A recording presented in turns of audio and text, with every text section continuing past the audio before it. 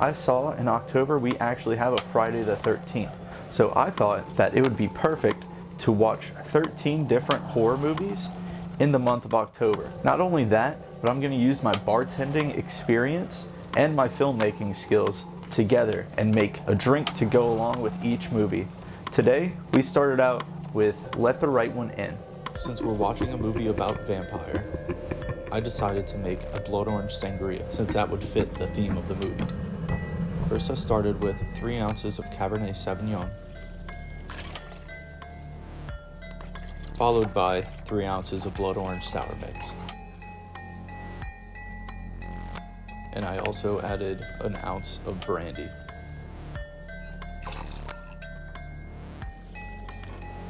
I went ahead and squeezed some fresh blood orange juice in there as well.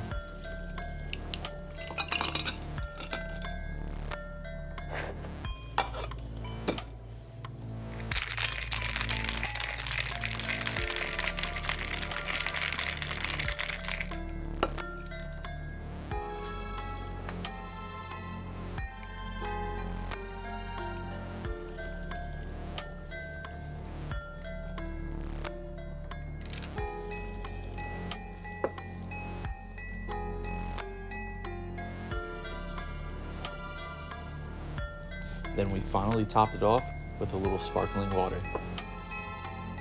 And there you have it.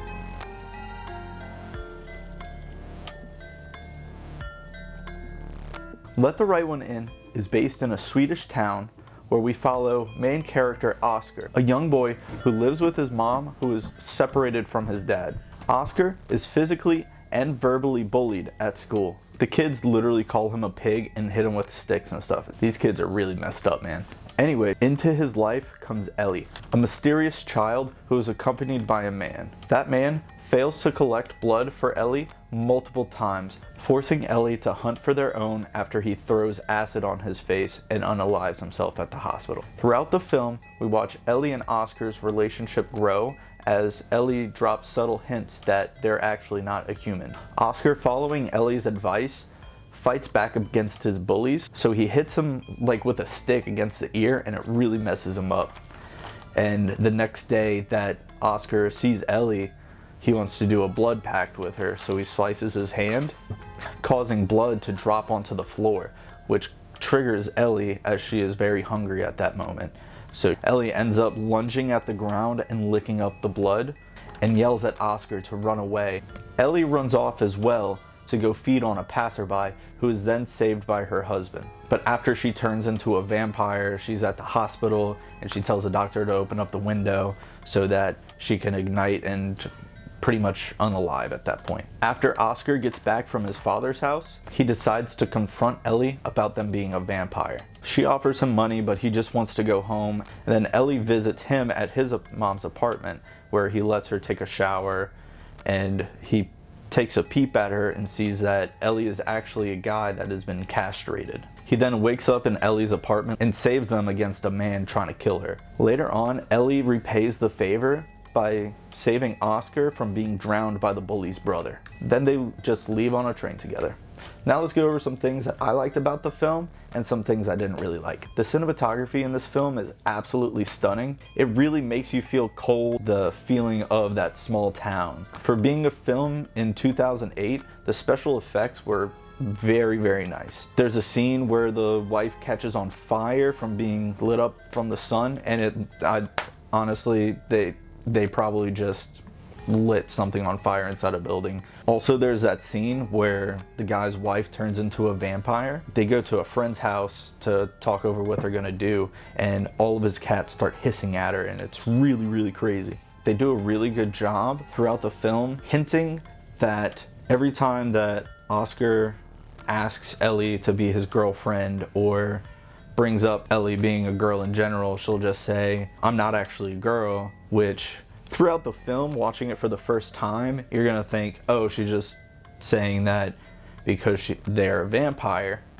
But when it's actually revealed that they are a boy that has been castrated, they do a really good job leading up to that. They also do really well, since it's a romantical horror movie, to fit some action in there, which The first time I watched this was a long time ago.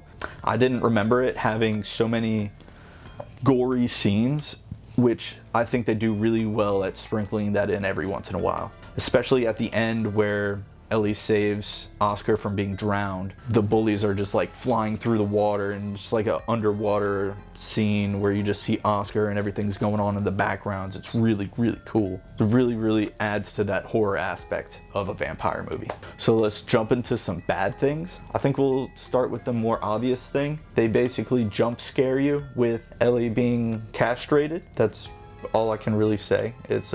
I think it's a very uncomfortable scene, even though they used a mannequin for that scene, so it's not an actual person, obviously. The last bad thing is, I don't understand how Haskell thought it was a good idea to go into the locker room and trap himself in a building when he goes to collect the blood from that boy, especially since it was a basketball team and his friends were just waiting for him.